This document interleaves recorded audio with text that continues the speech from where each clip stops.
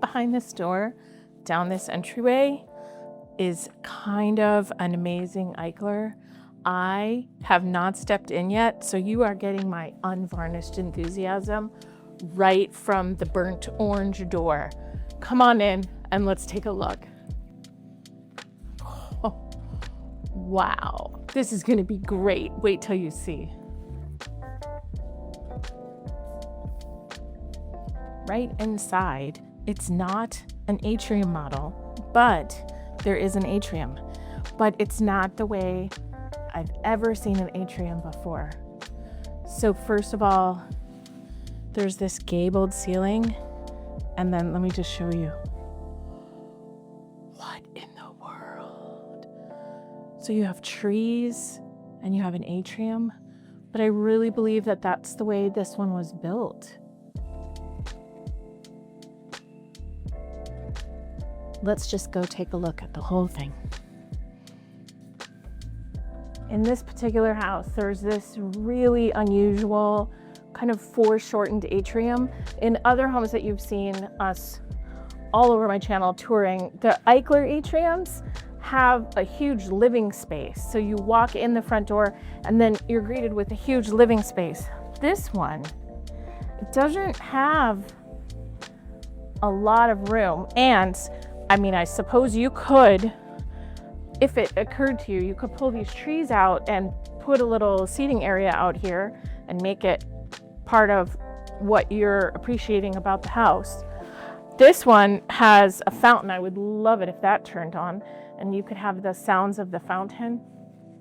Anyway, super unusual, and I wanted to just point it out as a great feature of this house. This house is actually located in Sunnyvale. It's in the Palmer Place tract, and that's one of the smaller tracts that they built with just 42 homes in all, and all of them were built in 1967. This neighborhood is on Cumberland, Pear, Piper, and Brookline. There are 11 different floor plans, and so that's quite a variety, which is unusual for a tract of this size. In 1967, Eichler was moving away from the flat roof a little bit more. The gabled roofline was a direct response to buyer demand. People wanted something that read a little more substantial from the street, but still had the Eichler optimism and mid-century feel.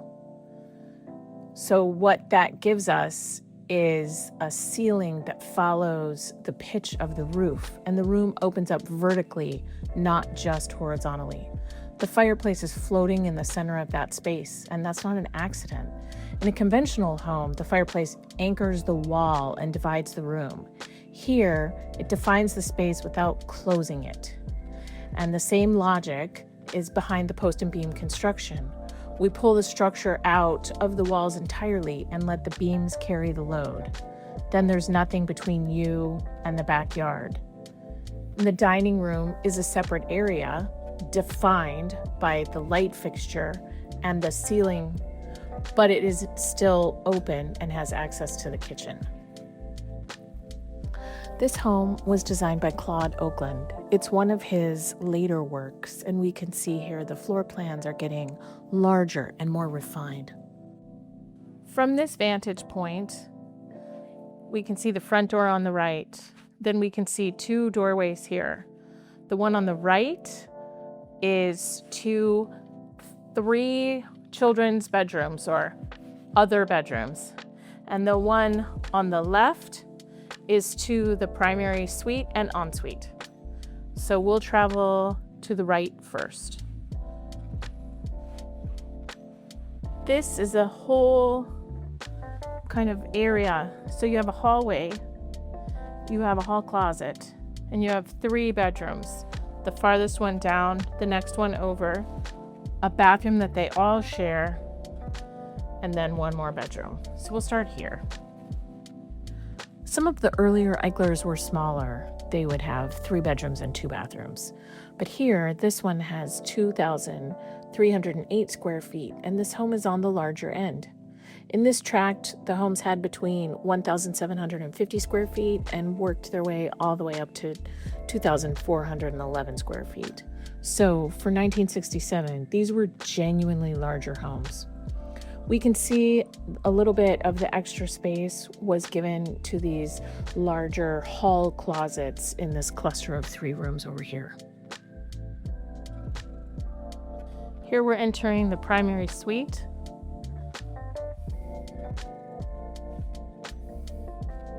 Like in so many Eichlers, this suite has an opening to the backyard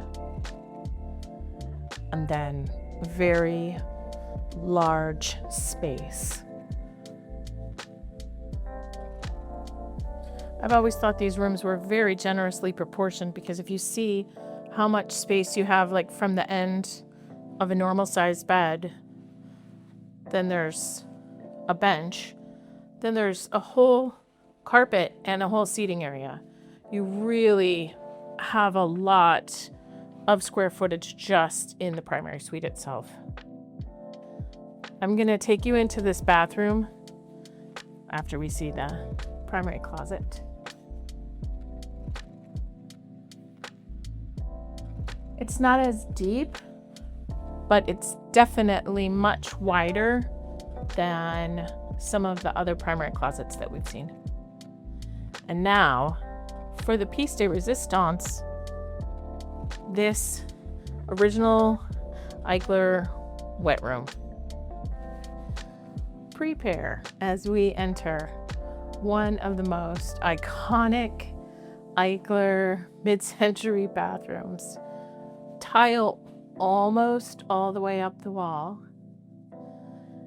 This is the definition of a wet room. Here's the toilet. You're going to enter, and the bathtub is sunken down, almost like some sort of Roman bath. Now, there is a handrail. There is a shower head that's removable, or a handheld wand, and then there's also the ability to make it into a bath.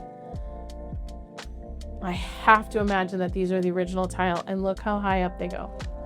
Almost to the ceiling, but not quite.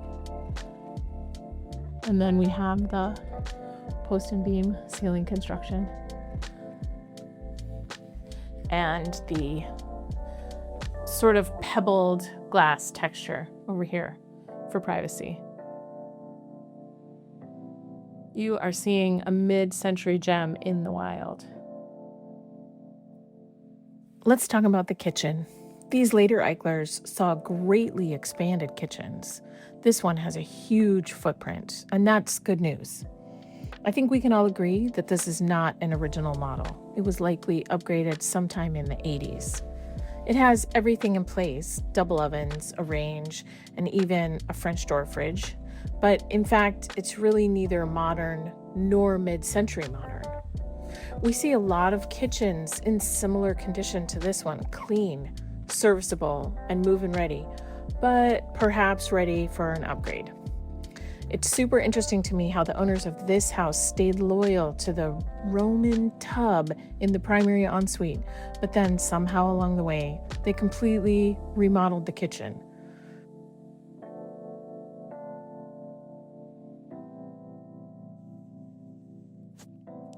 And now, one of my favorite features that we see in the later model Eichlers. This is a dedicated laundry space. Coming from the laundry room out to the garage, let's go out and look. Of course, we are on the look for a pencil sharpener. We're on the look for any evidence that we can see of any kind of DIY or anything that they've done out here, just because it's interesting. One of the things I see right away is this floor to ceiling glass panel here with the lenticular glass. And then viewers, you will notice it's a little darker out here, like the camera is readjusting to the light all the time. The light is coming from this clear story window up here.